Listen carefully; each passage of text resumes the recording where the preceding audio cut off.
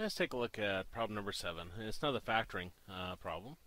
So let's refresh our memory on the factoring.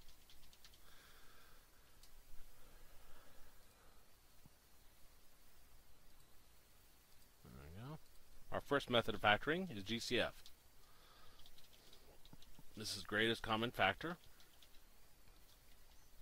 Second method is grouping, and this is when you have 4 or more terms.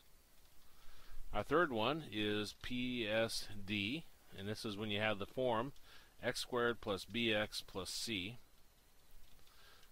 I should learn what the code is for superscript, so I don't have to keep doing that. You think you put your mouse over to here, it would tell you, but it's probably Control S or something like that. And the fourth one is key number, and this is when it's of the form ax squared plus bx plus c. Let's see, Control S. I'll probably really mess it up. Whoa. Save as. Okay, that's probably Alt S? No, I don't know what it is. Superscript. 5. Difference two squares. This is when you got two terms with a minus between them.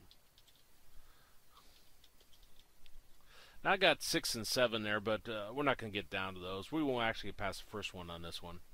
But let's go ahead and look at this one. Okay, 7. And we want to factor 25x to the third minus 15x to the fifth. Now it says factor a monomial from a polynomial, but ignoring that, just the factor is what we're going to look at. And I'll do it the way the book's doing it first, and then I'll talk about the way I like to do it in class.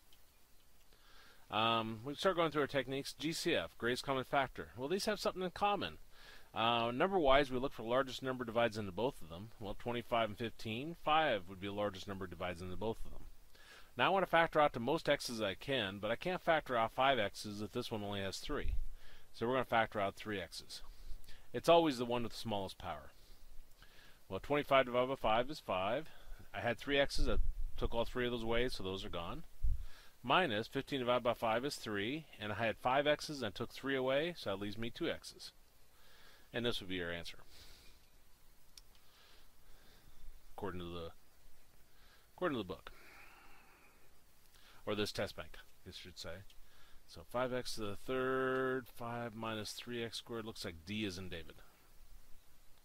Now, the way I like to do it in class is I always find it easier if students always put things in their problems in standard form before they start factoring it.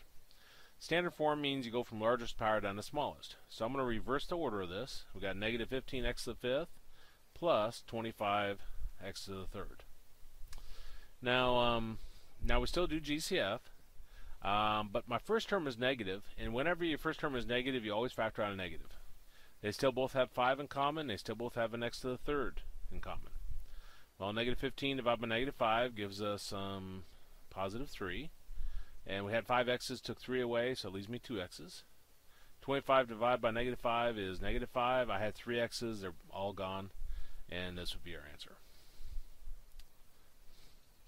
But I knew what they were going to do, because typically if it's GCF and you can just jump right into it and factor it out, then they do.